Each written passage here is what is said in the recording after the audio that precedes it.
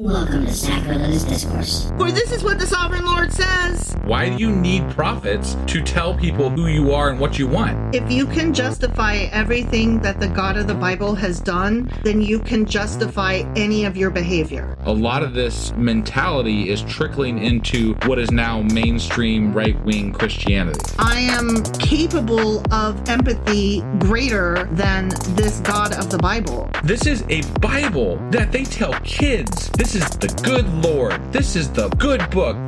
He is fantasizing about murder, mass murder. Head over to sacrilegiousdiscourse.com right now to find out how to leave us a review or support us on Patreon.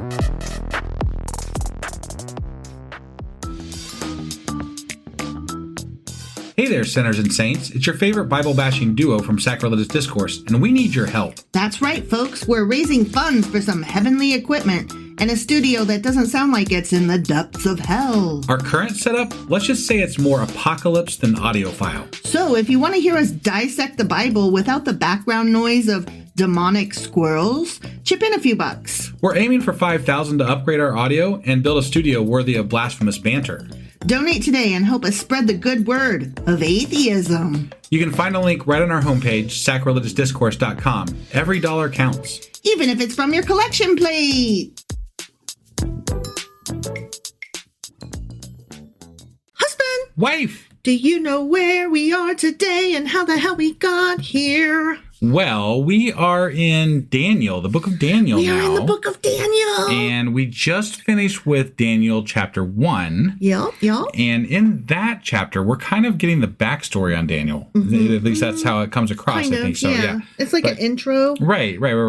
And we're back in the Babylonian exile. Right. And Daniel was one of the people that was taken in that first round of exiling, where they took the best and the brightest and the youngest and the prettiest and the most beautiful and whatever. Mm-hmm. And so they took them to Babylon, and these were Daniel and some other kids that they mentioned. His buddies, yeah. His bros, his homies. Were young and godly, apparently. Mm-hmm. And they were told that they had to eat certain things, but they were like, nah, man.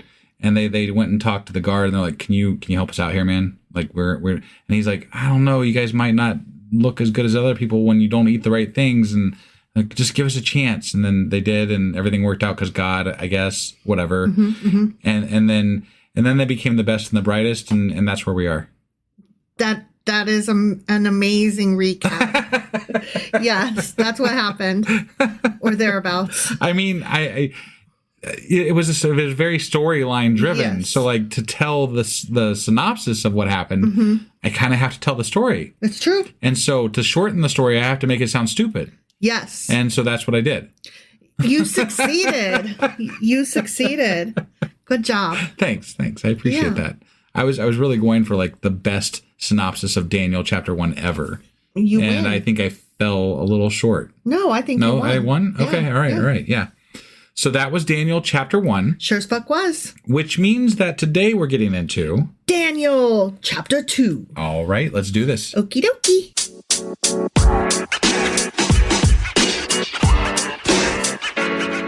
Okay, we are hopping into the second chapter. Yes. Of Big D. A Big D. Is this the new, okay. That's his name. And instead of Easy Kyle, now we're in Big D. Sure as fuck are. Right. So Daniel then. Daniel, yeah.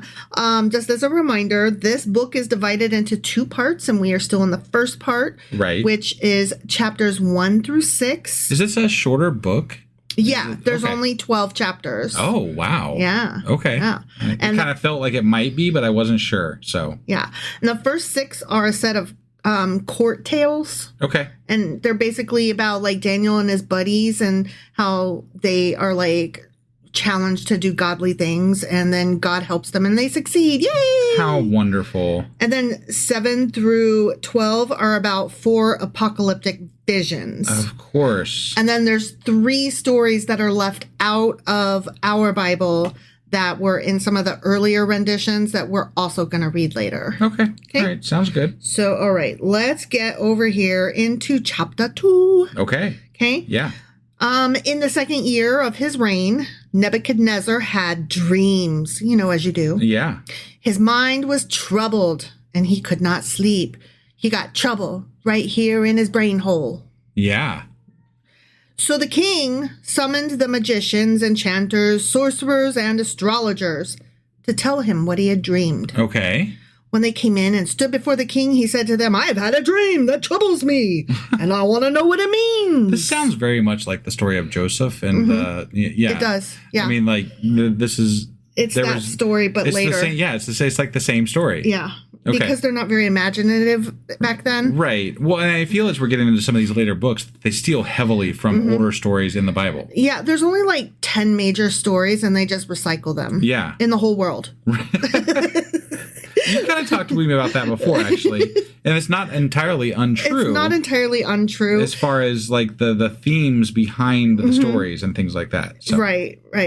Then the astrologers answered the king, may the king live forever. Dude, tell your servants the dream and we'll totally interpret it. Okay. Okay? Yeah. But the king replied to the astrologers, this is what I have firmly decided.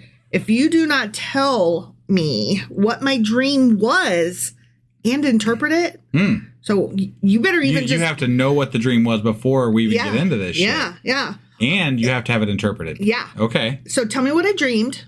And then tell me what it means. Seems a little the bar is a little high here, man. But I mean, it's a good way to test out your prophets. I guess. Because if you can't do that, I will have you cut into fucking pieces. Oh. And your houses turned into piles of fucking rubble. I would like to resign. Thank you. I am not an astrologer. I am a cook. Yeah. I no longer want this job. I am the palace gardener. Thanks anyway. Bye. Right. But if you tell me the dream and explain it, you will receive from me gifts and rewards and great honor. That's just what I wanted. How well can you guess? So tell me the dream and interpret it for me. Once more, they replied, let the king tell his servants the dream and we will interpret it. Then the king answered, I am certain that you are trying to gain time because you realize that this is what I have firmly decided. If you do not tell me the dream, there is only one penalty for you. You have conspired to tell me misleading and wicked things, hoping the situation will change. So then, tell me the fucking dream. Wow. And I will know that you can interpret it for me. I think these guys got into something they weren't this is some bullshit. They're like, actually. this is actually not what I signed up for. Right? That is not in my contract. Yeah, Union. Workers' rights were apparently not a thing back then. Not high on the priority list. Yeah. The astrologers answered the king, there is no one on earth who can do what this king asks. No king, however great and mighty, has ever asked such a thing of any magician or enchanter or astrologer. I feel like Daniel is going to get these fuckers chopped into bits. I feel like they're going to get themselves chopped into bits.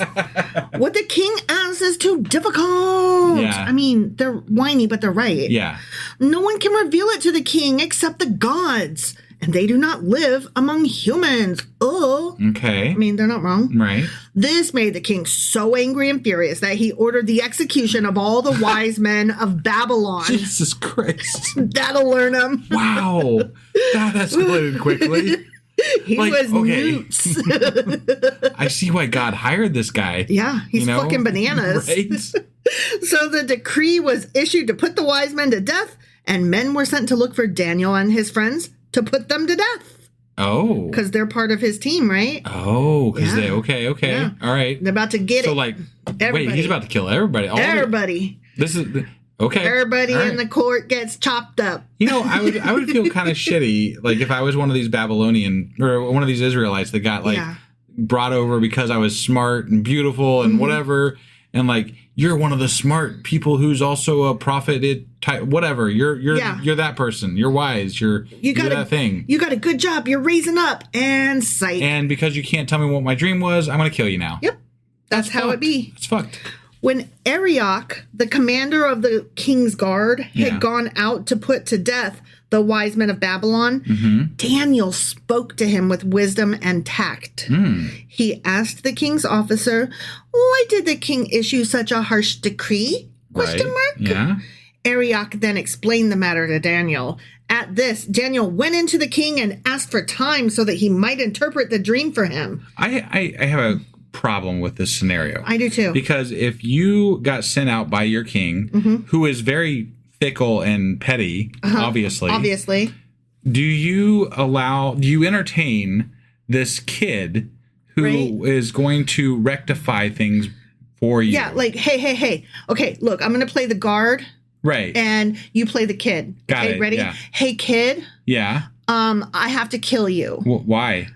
I mean, here's the way the story should go. Don't fucking worry about it. You're dead. Boom. Done. That's the way it should go. Yeah. That's the way it would have gone. But okay, God. Yeah. Right. Yeah. So instead it's, hey, kid. Yeah. What's up? I have to kill you. I'm not going to do it until we play 20 questions, though. Yeah. Go. So what are you killing me for? Is it blue?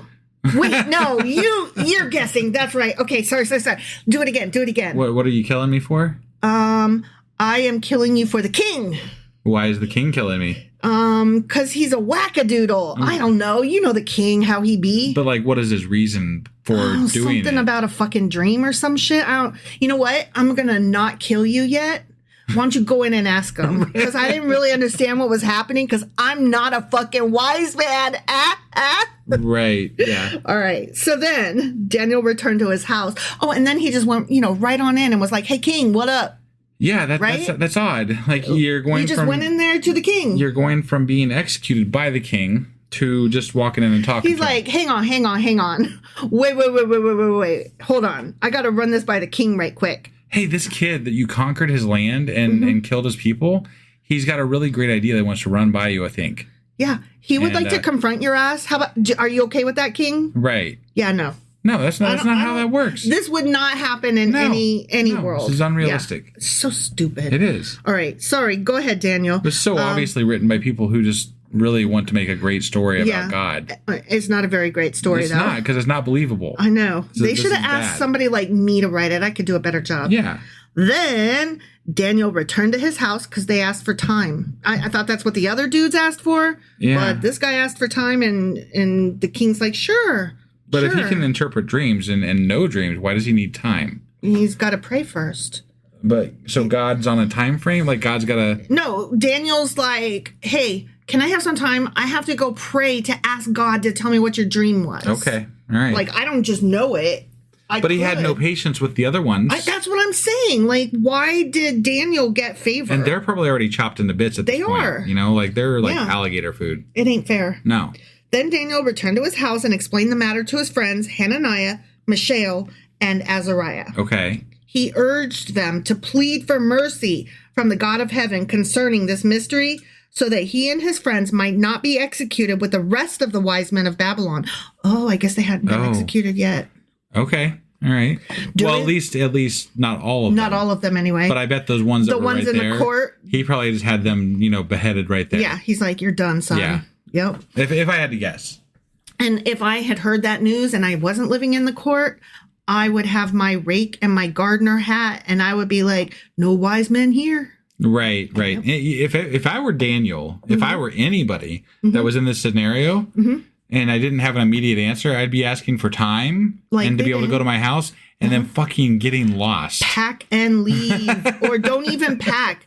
You don't even need clean underwear. Right. Just get the fuck out of there. I don't mind my underwear being dirty and a week old. I hear China's good this time of year. Because you know what? Living is better than not living. Right? Yeah. So, whatever. During the night, the mystery was revealed to Daniel in a vision. Of course it was, because God, you know. Then Daniel praised the God of heaven and said, praise be to his name of God forever and ever. Wisdom and power are his. He changes times and seasons. He deposes kings and raises up others. He gives wisdom to the wise and knowledge to the discerning. He reveals deep and hidden things. He knows what lies in darkness, and light dwells with him. I thank and praise you, God of my ancestors. You have given me wisdom and power. You have made known to me what we asked of you. You have made known to us the dream of the king. Okay. All right. Well, I don't believe this. No, not even a little. Yeah. No. I mean, do you know what I dreamed last night? No. I don't know what you dreamed either. Right. because And if you said that you were going to chop me into bits because I couldn't come up with it, I'd probably just leave. or call the FBI. Yeah. They tried to recruit you today. Somebody did. Yeah. I don't know if it was the FBI, but they said they were. I'm like, you clearly have not met me because A, I'm not the right body type, and B, I cannot keep my fucking mouth shut. I would be a terrible spy. I can't keep fucking secrets. No, they're not all spies. Some of them are they're just investigators and stuff. I can't investigate shit. I don't know. I mean, whatever. You investigate the Bible. I mean, Maybe that's what they're basing it off of. They're like, okay. this woman, this bitch over here. You wanted to say she's investigating that Bible, right? Good. Huh? Listen to this bitch. She comes across as dumber than the everyman. That's so smart. We need this one. Yeah. We also I have to share this. Yeah. I don't know if this is real or not, so I did send them an email back because I'm curious because it was sent. The email seemed very legitimate. But it's got to be a scam. It's got to be a scam. It's a scam. It's got to be a scam. I would not even have given it the time of day. I probably shouldn't have, but I did. But they're offering us like $25,000 for our voices. Sure they we're are. just like that amazing for our podcast. Sure apparently. we are. Yeah. I don't know, but it was from like I looked up the company. It's not completely illegitimate. It's not. You're right. And it didn't come from like a spammy email address. So like, no, you're right. I don't know.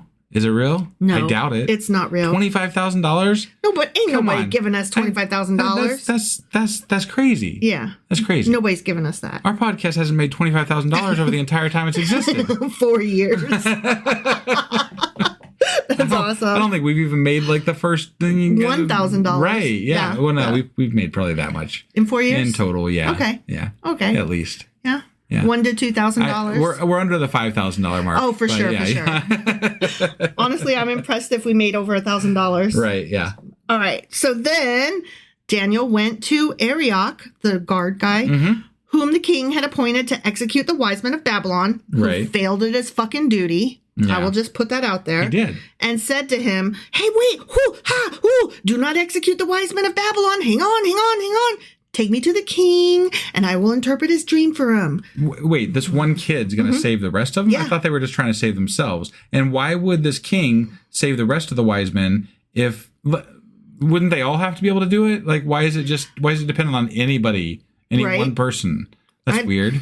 Like, one could tell me, so therefore I'll kill none. Right. Or how about I'll kill all of them except for this one. I mean, I'm all for not killing people, right? Yay. So, I could see why Daniel's like, wait, don't kill everybody. But I can't see why the king would listen. Right. He's already bananas. He seems very petty. Yeah. Yeah. Arioch took Daniel to the king at once and said, I have found a man among the exiles from Judah who can tell the king what his fucking dream means. A man, huh? Because the last I heard he was like 10. Well, now he's a man. He must be 12. Oh, okay. You know, the way it be. Yeah. Okay. The king asked Daniel, also called Belteshazzar. But he doesn't go by that because he refused to. Yeah. Right? He got renamed and he was like, no, thanks. Sure. So the king asked, are you able to tell me what I saw in my dream and interpret it? Daniel replied, no wise man, enchanter, magician, or diviner can explain to the king the mystery he has asked about. But there is a God in heaven who reveals mysteries. He has shown King Nebuchadnezzar what will happen in days to come. Your dream and the visions that passed through your mind as you were lying in bed are these. As your majesty was lying there, your mind turned to things to come, and the revealer of mysteries showed you what is going to happen. As for me, this mystery has been revealed to me not because I have greater wisdom than anyone else alive, but so that your majesty may know the interpretation and that you may understand what went through your mind. Right. So what is it? Fucking get there. Yeah, because this sounds like a fucking palm reading to me. He's like, the answer to your question, which I'm about to give you, is the answer.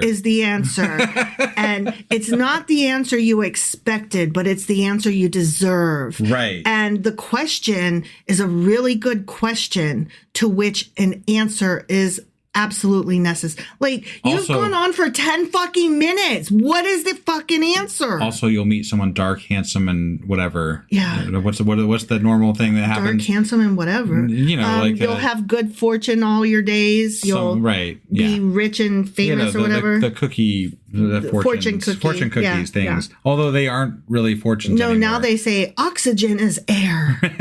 Like, thank you for that information. I will call the press. I feel like they must have got sued. They must have. Like, what happened to fortune cookies? They're not fortunes. They're not, facts. Yeah, they're dumb. Their facts are I observations. do not like fortune cookies anymore. No, they piss me off every time. I don't want them anymore. No. I'm like, don't put that shit in my Chinese food to go thing, because it's when I see it, I'm going to be angry. Yeah, they It used to will be always fun, and now they disappoint me. suck. They suck. Yeah. You know what?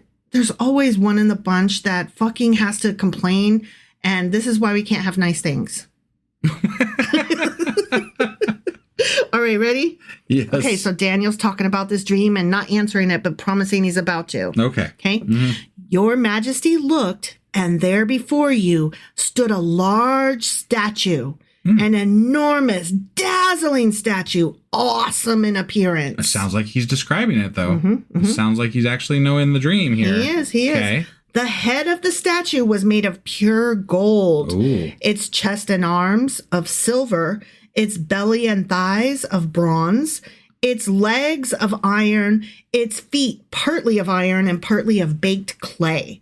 This statue sounds very confused This as to what it wants to be this when it grows statue up. is trying out different things. Yeah. Don't judge. I'm not judging. I'm just Okay. saying it doesn't know, Maybe it's what it all is. things at once. I guess.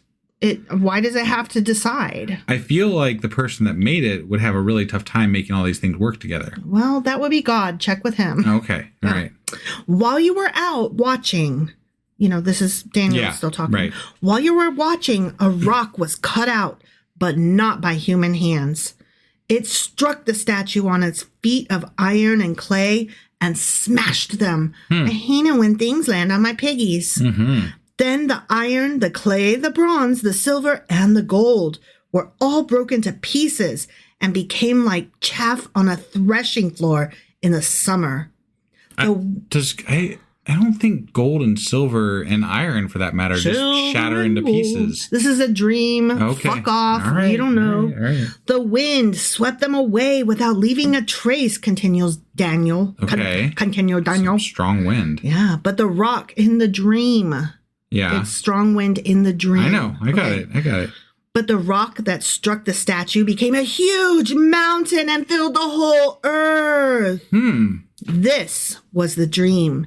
And now we will interpret it to the king. Oh, I'm eager okay. for this. Yeah, I am. Yeah, me too. Your Majesty, you are the King of Kings.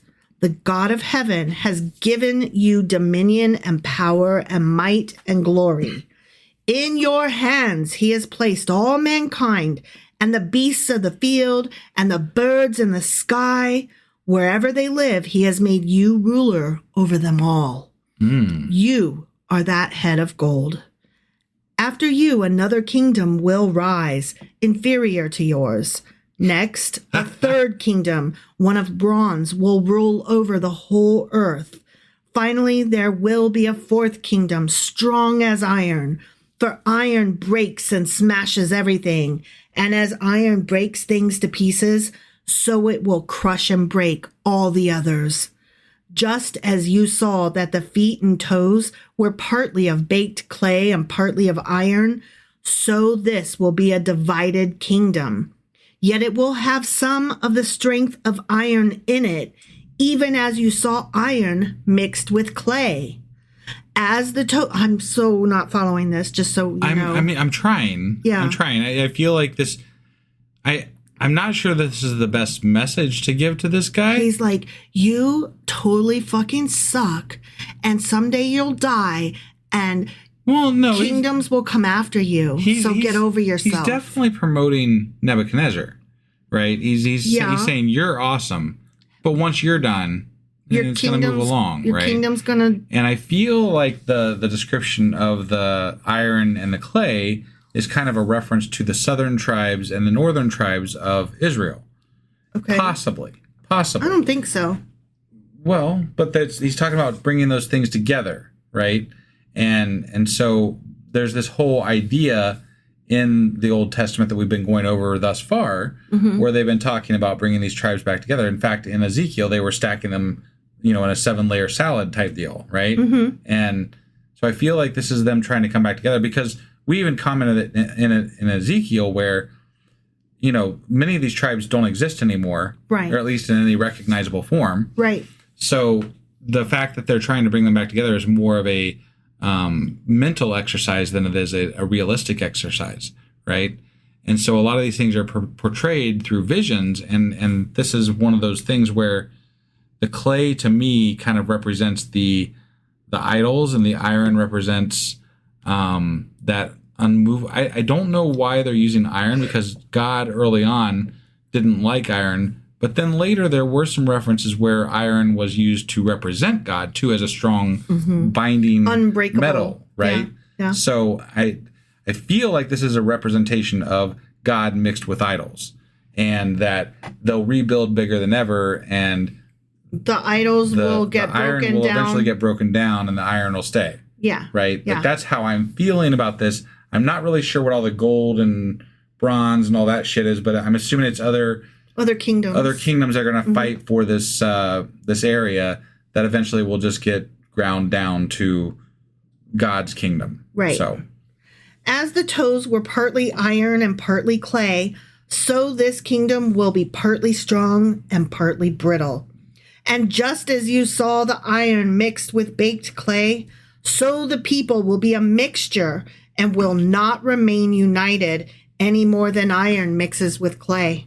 okay. In the time of those kings, the God of heaven will set up a kingdom that will never be destroyed, nor will it be left to another people. It will crush all those kingdoms and bring them to an end, but it will itself endure forever. This is the meaning of the vision of the rock cut out of the mountain, but not by human hands, a rock that broke the iron, the bronze, the clay, the silver, and the gold to pieces. The great God has shown the king what will take place in the future. The dream is true, and its interpretation is trustworthy. Because I said so. Right. But again, even though maybe he's getting this dream correct, I guess, according to this story. Right. The dream is still very vague, and, the interpretation of it here, he's not really giving any specifics as to what it means. Yeah. I think he's just relying on this still sounds very much like a palm reading where you're like, you're going to have awesome things happen to you, and then eventually someday when you're old, you're going to die. Right? Although we're going to throw in that bad stuff at the end. Well, sometimes they're like, ooh, Wednesday's going to be a very unlucky day for you. Sure. Stay home because you might run into trouble. Like maybe you'll get a parking ticket, right, or maybe you'll fall off a cliff. Yeah. Nobody knows. A meteor might land on your house. And then if you do go out Wednesday, yeah, and you trip over a crack, then you're like, God damn it, they were right. I should have stayed home on Wednesday. God damn it. Yeah. You're like, I have a hangnail. Fucking Wednesday. Yeah. Right. Yeah. This is it's a dream, and moreover, it's a weird dream, and there's lots of fucking medals in a statue, and okay, I guess God told you what it means. Like, this makes no sense, because really, they're just taking too many ideas and trying to make it all work together. Yeah. Because Nebuchadnezzar, yes, was supposedly the tool of God, but now we're getting this side of him where he literally is talking to prophets of God about what his dreams mean, and then I guess he's probably going to accept this interpretation. I don't know. Well, there's more Daniel, so I'm assuming it gets At least he doesn't kill him. So I don't know. Whatever. It is what it is. Right? Then, yeah, sorry. King Nebuchadnezzar fell prostrate before Daniel and paid him honor and ordered that an offering and incense be presented to him. For fuck's sake. that sigh that you gave. Yeah. It was the heaviest sigh in the world. You're so disappointed. This guy was ready to chop them all into bits. And now he's falling to prostrate in front of them. Yeah. Like, what? Come on. Yep. Give me a fucking break. The king then said to Daniel, surely your God is the God of gods. Oh, for Jesus. And the Lord of kings, and a revealer of mysteries, for you were able to reveal this mystery. Then the king placed Daniel in a high position and lavished many gifts on him, instead of killing him. Yeah. He made him ruler over the entire province of Babylon and placed him in charge of all its wise men, kind of like Pharaoh did with Joseph. Yeah, no, it's the exact same fucking story. Right? Yeah. Only this is more God-centric. Yes. Right? Yes. The whole Joseph story, there was God in there, but not the same way. Yeah. Joseph had the power to interpret dreams, but he didn't talk to God about it. Well, we don't know that for sure. I mean, that wasn't in the story at any rate. Right. Whereas Daniel's like, hang on, let me go talk to God. Well, and we're being told to believe, moreover, that this Nebuchadnezzar king guy is like impressed with this God. Yeah. When he's got his own fucking gods. Yeah. Not only that, but he's just conquered so many fucking lands. Right. He probably thinks he's God. Yeah. I don't really believe that he's actually, falling over backwards over this goddamn person who's quoting his God to him. I don't believe that. No, I don't either. Moreover, at Daniel's request, the king appointed Shadrach, Meshach, and Abednego, his three friends, his homies. Right. The king appointed them administrators over the province of Babylon, while Daniel himself remained at the royal court. The end. Okay. Man, this is all working out just swimmingly for them, isn't it? Man. Thank goodness. I can't imagine if he hadn't got this. I mean, if he hadn't got this right, shit, they would have all just died. Right? Hell, if he hadn't spoke up and that guard hadn't, pushed his message over to the king, they'd all died. Yep. But no, God apparently had their back, and we got to believe because they're writing about this like 400 years later that this actually happened. Exactly. So you gotta believe, man. Yeah. That's what this is all about. If you can't believe that somebody wrote that's 400 years later and got it exactly right how it happened, then what the fuck are you doing here? I don't know. This is the Bible, man. This is the Word of God, even if it's 400 years later. Isn't that right? That's what we're supposed to get from this? I guess. I don't know. I'm just sitting at my table. It just sounds like some really well-written bullshit is what it sounds like to me. It sounds like some poorly written bullshit to me. But it's better than some of the other stuff we've read. It is. Yeah, you're right. I don't want to give it too much hell. But I'm right. I can't. It's just too over the top, though. This is too over the top. Like you said, they're trying to do too much and stuff too many things into it. Right. Yeah. So it makes it very unbelievable. And knowing when this was written also does not help me with that either. Right. It's like, oh, you're so silly. Right. Yeah. All right. Well, is that all we got for today? That's all we got for today. All right. Well, that was Daniel chapter 2. Sure as fuck was. Which means that we'll be back tomorrow with Big D chapter 3. All right. We'll see you then. Bye.